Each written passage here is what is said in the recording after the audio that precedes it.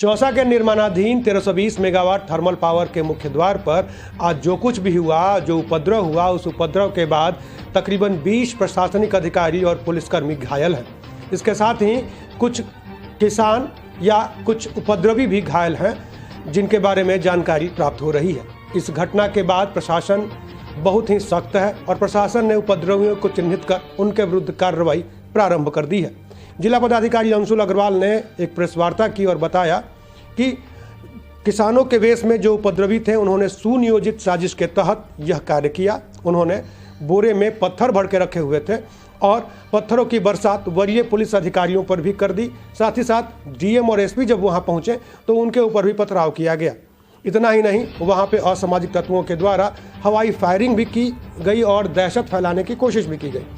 अब प्रशासन इन सभी पे गंभीर है। प्रशासन का यह कहना है कि चूंकि हाईकोर्ट का आदेश है कि निर्माण कार्य वहां शुरू कराया जाए और ऐसे में हाईकोर्ट के आदेश की अवहेलना कतई बर्दाश्त नहीं की जाएगी। साथ ही साथ धारा 144 भी प्रभावी है।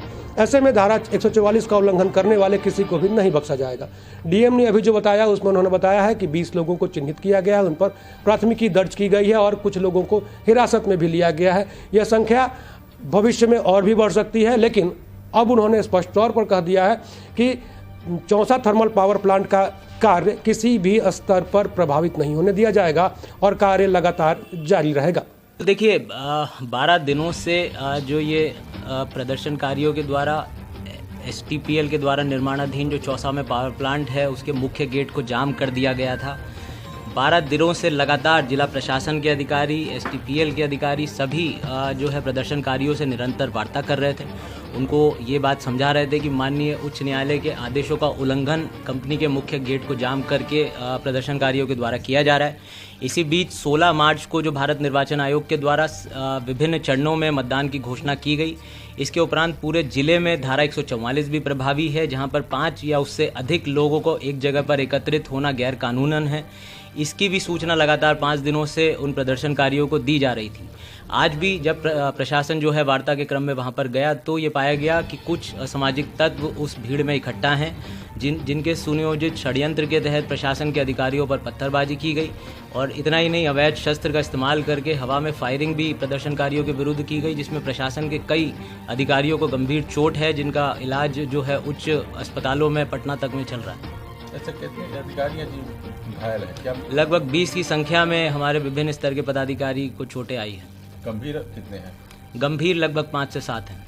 जब पुलिस अधीक्षक महोदय और मैं स्वयं पहुंचे, हमारे भी जो है बल पर जब पत्थरबाजी की गई तो लगभग 20 लोगों को उनमें से अरेस्ट हम लोगों ने किया है। सवाल यह है सर कि क्या आज के बाद कल की परिस्थिति क्या संभाला जा सकता है? मतलब कल सब सही रहेगा? नहीं, बिल्कुल प्रशासन देखिए, हम लोग तैयार हैं। नियमित हम लोग वार्ता के क्रम में हर समस्या का समाधान निकालने के लिए प्रयासरत पहले भी थे, अभी भी हैं। और जैसा कि मैंने बताया, सभी मीडिया के बंधुओं को विस्तार पूर्वक जो किसानों की, प्रदर्शनकारियों की 11 सूत्री मांगे हैं, उसके बारे में भी मैंने विस्तार पूर्वक सभी लोगों को अवगत करा दिया गया है।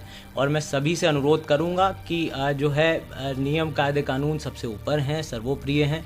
जो माननीय उच्च न्यायालय का आदेश है वो सर्वोपरि है, हम सबको मानना पड़ेगा।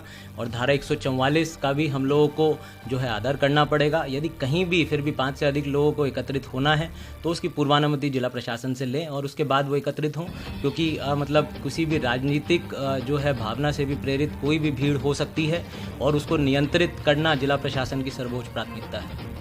बक्सर से चंद्रकांत निराला।